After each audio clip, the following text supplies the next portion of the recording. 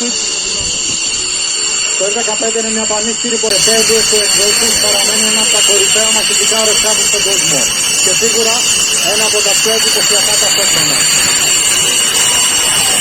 Μαχητικά κατασκευασμένα από την McDonnell Douglas F-15 που σήμερα παράγεται πλέον από την Boeing, είναι ένα από τους μικρότερους μαχητικό αεροσκάφος αεροπορικής υπεροχής παντός καιρού.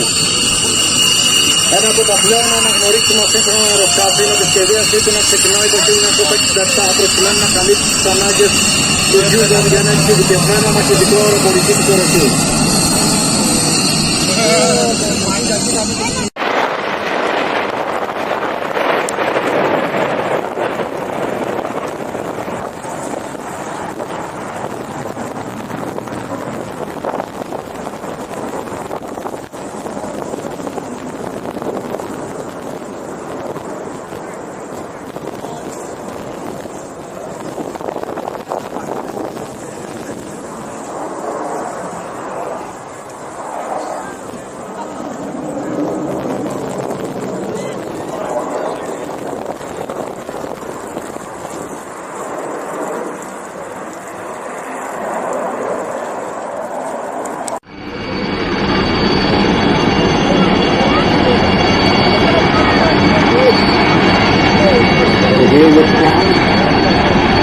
Followed by an helicopter for the aircraft.